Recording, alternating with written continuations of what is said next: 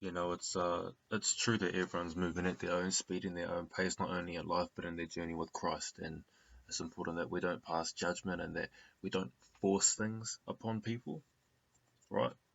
And sometimes all you can do is pray for them. But if you know you're in a position to inspire, lead people, change lives, get people into the kingdom, there's certain conversations that need to be had. There's certain uncomfortable conversations that need to be had. There's certain topics that you need to touch on. And one thing that I see a lot is, again, not passing judgment, but it's an observation. A lot of people, they come into church on a Sunday or a Saturday, whenever you celebrate, or whenever your Sabbath is, whenever you glorify the Lord. And whoever's preaching, they deliver a great message and you're all fired up.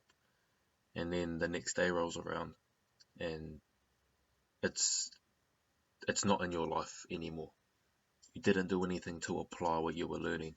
And if you're not careful, you're going to get into this constant cycle of go to church Saturday or go to church Sunday, and then Monday rolls around and you don't apply anything you learned at church. You don't stoke the flame that you got going at church, and then that dies out by Monday. And Tuesday, Wednesday, Thursday, Friday, that's back into a life of sin or a life of sloth or whatever it may be. And then you wait until Saturday or Sunday when you get your fix, when you go back to church. That is no way to get yourself into the kingdom. And if you see other people around you that you care about, that you know are ready for a conversation about that, have that conversation. You've got to want to and try and lift people up. You've got to want to help people get into the kingdom more than the embarrassment or discomfort that you would feel, potentially, from having a crucial conversation. You've got to care more about people getting into the kingdom than you do about the embarrassment or you being judged for maybe making some quite straight up remarks. Let's just put it that way. Now, it's not meant to be an easy road, but if there's one piece of advice I could give to anyone wherever you are on your walk in Christ and wherever you are on your walk in life, whenever you learn something and you go, yep, that's the thing that resonates, you've got to apply it immediately. Don't be the person that goes to church, you hear a sermon and it fires you up, and then you don't write anything down. You don't make an action plan to apply any of it. And then life's straight back to the way it was.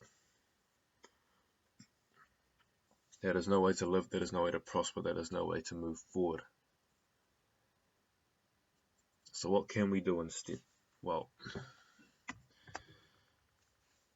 in James chapter 1 verse 22 in the NIV is laid out simply. Do not merely listen to the word and so deceive yourselves.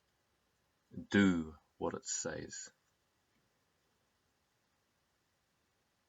I.e., if all you do is listen without applying, you are deceiving yourself. You're making yourself, you think just because you heard the holy word that you're holy? Doesn't work like that. If Jesus isn't on your heart, if Jesus isn't in the actions that you take throughout the week, if you're not seeking him with all your heart, I can't guarantee that it's going to happen for you. But if you apply, that's the difference maker. Do what it says. And God bless you.